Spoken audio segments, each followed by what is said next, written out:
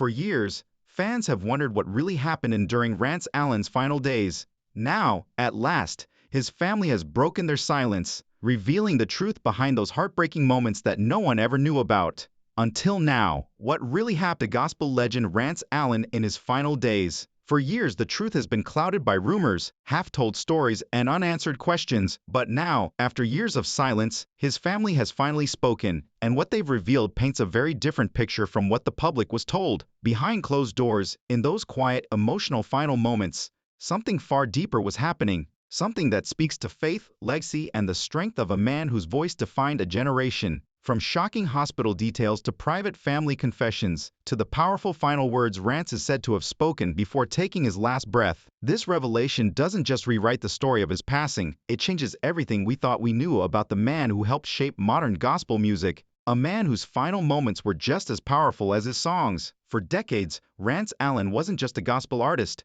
He was a movement wrapped in a voice that could shake heaven itself. His sound carried power, conviction, and raw soul in a way that few, if any, could ever match. Revered as the father of contemporary gospel, Rance shattered boundaries, blending the roots of traditional church music with the rhythm of modern sound. And in doing so, he brought gospel to the mainstream without ever losing his spiritual fire. But when news broke in late 2020 that the beloved icon had passed away at 71, the gospel world went silent. Shock turned to heartbreak, and heartbreak turned to confusion. Whispers began spreading. How could someone so full of life, so connected to the very heartbeat of gospel itself, be gone so suddenly? And that's where the questions began. Questions that would soon lead to revelations no one saw coming. In the days following his passing, confusion filled the air. Conflicting reports began to circulate. Questions about what really caused Rance Allen's death, how his final moments unfolded, and why his family remained so silent. Fans were heartbroken, but also deeply puzzled. How could a man so full of life, laughter, and spirit be gone without a single warning?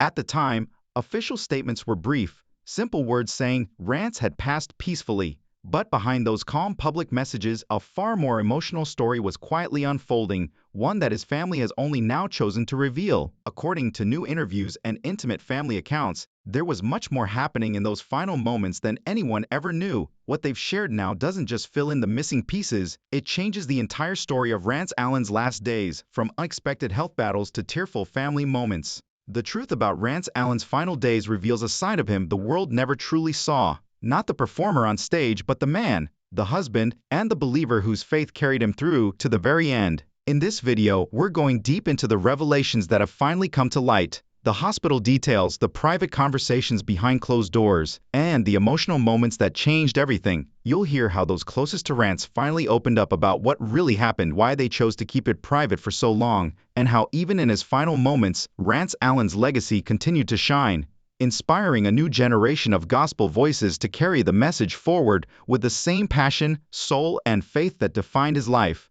Because the narrative of Rance Allen's last days isn't only about his death, as we'll discover, it's about his life, his love, and the message he left behind that continues to resonate to this day. Many people who watched Rance Allen play in his later years saw no indication that his health was deteriorating. His voice still had that distinct power, the kind that could bring a whole crowd to tears with just one note. Rance always seemed lively, full of life, and rooted in faith, whether he was performing something about the name Jesus or sharing the stage with Kirk Franklin. However, people closest to him started to notice subtle shifts behind the grins and the stirring performances. Family relatives claimed that Rance had been dealing with a number of health issues for years, but he decided to keep them a secret. According to his friends, he didn't want pity or special treatment. He consistently claimed that the Lord would provide for him. Even when he wasn't feeling well, he still showed up to sing, to preach, and to pour into others, recounted one family member. Rance had previously struggled to maintain his voice after decades of performing, and those who knew him well spoke of a man of great resilience. However, as he entered his 70s, the strain started to show, with rumors that he was suffering from heart problems and exhaustion, but the specifics were never clear. Fans noticed subtle changes in his later appearances, including a slower pace during some of his final public performances, a softer laugh, and more cautious steps. At first, people blamed it on aging, since he was still performing well past the age at which most people would have retired. However, he never publicly confirmed much, and his family respected his wishes to handle things quietly. His love of music and the people who found hope in his songs, however, kept him going despite doctors' advice to rest. slow down, and cut back on his travel schedule, according to his family. Behind the scenes, his wife Ellen became his rock. They had been married for almost 50 years and had a strong, unwavering bond. Rance's heart was for the people, and he didn't want to stop ministering, especially at a time when so many were struggling through the uncertainty of the pandemic. Those close to them said she frequently encouraged him to take better care of himself, telling him, "Baby, you can't pour from an empty cup." Rance continued to inspire people through virtual performances and heartfelt messages of hope in 2020 when the world was under lockdown and churches were forced to relocate online. However, his body was speaking a different language in private, with family members reporting that he was discreetly coping with issues that worsened in his last months. Even when his health required more medical attention, Rance was known to minimize his pain. He was tired, but he never showed it. By October of that year, his condition reportedly started to worsen, but he remained hopeful, telling friends that he believed God would bring him through just as he had so many times before. He was always the one encouraging others. One close friend explained that he didn't want anyone to worry about him. His faith and unwavering optimism would see him through to the end. But his family later disclosed that those final weeks were full of intense emotional moments that few people outside of their circle were ever aware of, moments that would alter their memories of him forever. Because before he died, Rance Allen left behind words that still reverberate in the hearts of those closest to him. Those closest to Rance Allen say that, in the weeks before his death, he was calm, peaceful, and incredibly reflective, almost as if he sensed that his time on earth was coming to an end. According to family members who visited him during that time, Rance had been spending more time at home with his wife, Ellen, resting and praying, and he frequently talked about heaven, forgiveness, and completing his assignment. His voice was not one of fear, but rather one of quiet acceptance, a readiness to meet his Creator. He refused to let his health issues define his last days. Each morning he would get up, hum his favorite hymns, and play a little music on his keyboard. One relative said, even when he was unable to sing with the same power, you could still feel the anointing in his voice. He appeared to be halfway between heaven and earth already. Rance made it a point to phone people he hadn't spoken to in years during those last few days. Unexpected phone calls came in from churchgoers, old friends, and even fellow artists. Looking back, some saw such discussions as his way of saying goodbye, while others assumed it was just him being his typical supportive self. One musician recalled, "He told me, 'Keep singing, man.' I now realize that it was his farewell, but at the time I believed it was just advice. Never stop praising Jesus no matter what." During those days, his wife, Ellen, who had supported him through all the seasons, became his constant companion. She then revealed that they talked about their life together, their early marriage, his ascent to fame in gospel music, and the lives they impacted through ministry throughout long evenings. He remarked to me, "Don't cry too long if God calls me home," she murmured quietly. "As usual, I'll be singing as I wait for you." The day that would alter everything then arrived. Rance started having issues in late October 2020, which resulted in his hospitalization. His family first withheld information out of privacy concerns, but people close to him attested to the fact that it was an abrupt and unanticipated medical emergency. Doctors and nurses even commented on how calm he appeared while in the hospital. "He was the calmest patient I've ever seen," according to one nurse. He discussed faith and being prepared to see Jesus. Ellen was standing directly next to him, holding his hand and silently praying. Family members who were unable to visit because of pandemic restrictions spoke via video chat and phone calls. Those discussions turned into priceless memories. Steve and Tom, his siblings from the Rance Allen gang, also communicated often. They expressed their love and gratitude to Rance, despite their distance from one another, letting him know how much he meant to them. Rance kept thanking God for life even as his situation deteriorated. These remarks have since become a treasured part of his family's memory, a reminder of how strong his faith truly was.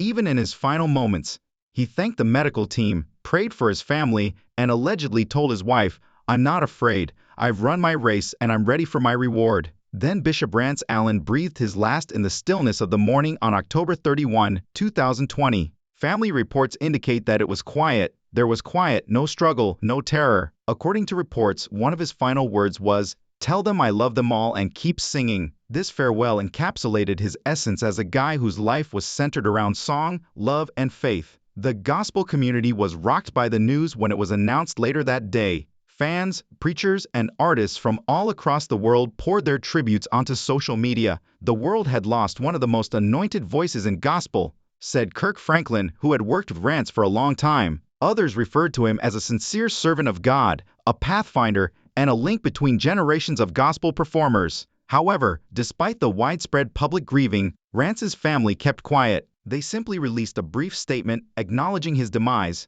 expressing gratitude to followers for their prayers, and requesting privacy. Nobody at the time knew why they kept certain information secret.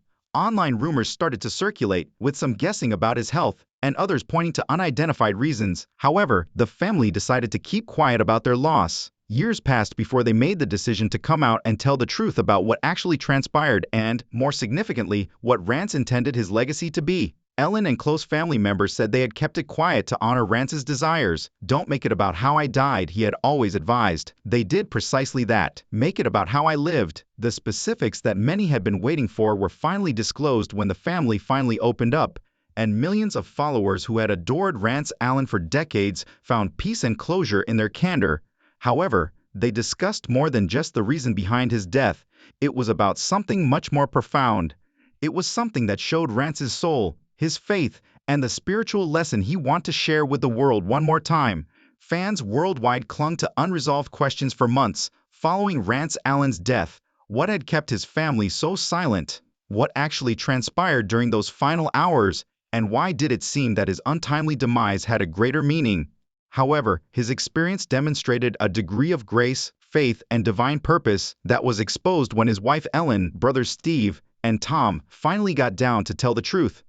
Few could have predicted. Ellen explained that there was no confusion or panic in Rance's last days. There was calm in them. She told how Rance had a moment of silence a few days before he died, which she will always remember. "I can feel heaven getting closer," he added, looking up from where he had been sitting in his favorite recliner with a Bible open on his lap. In retrospect, she saw that he was already getting ready to meet God, even if she didn't give it much thought at the time. Ellen said that in the months leading up to his death, Rance's health had been precarious. Although he was being attentively watched and had previously had surgeries, he never allowed illness to rule his life. He would remark, "Baby, I'm healed." Ellen remembered with tears whether it was on this side or the other. Ellen responded that the family waited so long to speak in public because they respected Rance's desires, saying, "He meant it. His faith never wavered." She said, "He told me before he left, so don't let them turn my narrative into one of sadness." She believed that fulfilling that request meant keeping his last days holy, something that only God and his family could really comprehend. "I've lived a good life. Tell them to keep praising, keep loving, and keep serving." However, the family thought it was time to set the record straight as the rumors increased over time. To provide closure to the innumerable individuals who admired and loved him, not for notoriety, they disclosed that complications from a cardiac disease that Rance had been managing for years were the cause of his death. It was neither unexpected nor enigmatic. He had just arrived at his destination in tranquility, in prayer, and according to his own wishes. Steve, his brother, described how Rance's spirit remained unwavering despite being in the hospital. Until the end of his life, he remained singing. Steve claimed that because the nurses sensed God's presence in the room, they would enter and cry. Tom went on to say that he seemed to be shifting while praising himself. The brothers clarified that they continued to pray and sing songs together over the phone when they were unable to attend in person because of travel limitations. Rance's voice would get softer but steady as he hummed along, a last act of devotion that encapsulated his life. One of the most heartwarming realizations followed, which Ellen referred to as the sign. Before Rance passed away, she claimed to have heard him murmur, "Glory." She believed he was addressing her, but his eyes were focused on the ceiling as though he was seeing something she couldn't. Her words were quiet. There was a glow on his face, she added, and then he was gone quietly as he had promised. For her, that was the turning point. He wasn't taken, she said, he was called. In the months that followed, the family started to notice odd coincidences, or what they called signs that reminded them that Rance was still close. On the day of his homegoing service, the sky reportedly opened up just as the choir started singing something about the name Jesus, one of his most well-known songs. She no longer saw his passing as a tragedy but rather as a divine transition. When Ellen revealed these details publicly, she made it plain that her intention was not to arouse curiosity or conjecture. Family and friends reported that the sun burst through the clouds at that same time, illuminating the chapel with golden light. One attendee remarked, It felt like heaven was saying, "Well done." She said that Rance wanted people to discover God for themselves, and that's exactly what's been happening ever since. His music, his sermons, and his story continue to inspire new generations of believers. It was to demonstrate to the world that Rance's faith remained unwavering to the very end. Even younger gospel artists frequently cite Rance as the voice that convinced them that gospel could be strong and soulful without sacrificing its holiness. And his live performances, particularly his partnerships with Kirk Franklin, Donnie McClurkin, and Marvin Winnie, have become spiritual testaments to his enduring influence. Ellen's reading of some of Rance's private notes, which he had written only weeks before his death, was perhaps one of the most exquisite aspects of the family's discovery. He wrote, "If you're hearing this, I want you to know I made it. His face was visible to me. Now I'm at home. Don't weep for me, sing for me, kudos to me." Ellen continues to honor Rance's memory by sharing his teachings, supporting gospel outreach, and making sure that the Rance Allen Group's legacy never fades. His words, "Keep doing what I couldn't finish," resonated with the entire gospel community. Fans flooded social media, saying they finally understood the peace surrounding his passing. Rance's message was one of faith fulfilled rather than finality. The gospel world seemed to pause for a moment. When the news of Rance Allen's death broke, churches nationwide held special tributes, choirs sang his songs in remembrance, and artists from all generations shared heartfelt messages about how profoundly he had impacted their lives. She says her mission now is to keep his voice alive, not just in song, but in spirit. Rance Allen, who was born in Monroe, Michigan, began singing before he could walk, and by the time he was 5 years old, his mother had already recognized his special talent. Legends like Kirk Franklin and Donnie McClurkin, as well as younger voices like Jonathan McReynolds and Tasha Cobbs Leonard, all agreed on one thing: Rance Allen was more than just a singer. In the late 1960s, he and his brothers Tom and Steve formed the Rance Allen Group, a trio that would forever alter the sound of gospel music. They sang more than just traditional hymns, and his voice was unique, rich, soulful, and spiritual all at once. It had a power that connected with people beyond music and made them feel something divine. Their sound was revolutionary. In a time when gospel music was supposed to remain within strict boundaries, Rance Allen bravely broke through them with his soaring falsetto, passionate delivery, and heartfelt ad-libs, making every song a testimony. They bridged the gap between the church and the streets by fusing gospel with soul, funk, and rhythm. Beyond the honors, the recognition, and the decades of sold-out shows, Rance's real legacy is found in the way he inspired people to believe.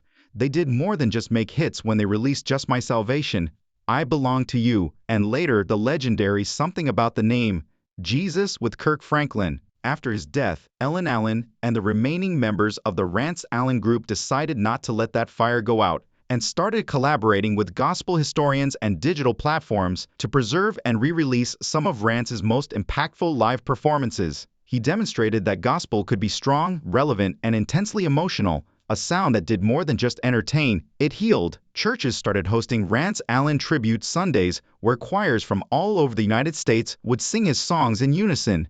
And they also started programs to mentor aspiring gospel singers, teaching them not only how to perform, but also how to minister through song, a philosophy that was at the core of everything Rance did. Many people who had never heard his songs before were moved to tears after hearing the passion behind his voice. And the legacy also found new life online, on sites like YouTube, TikTok, and Instagram. Thousands of people gathered to celebrate his music in Detroit, Toledo, Chicago, and Atlanta, with many calling the event a bit of heaven on earth, not just among gospel fanatics, but also among general audiences who are just now becoming aware of Rance's influence. Clips from his performances have gone viral.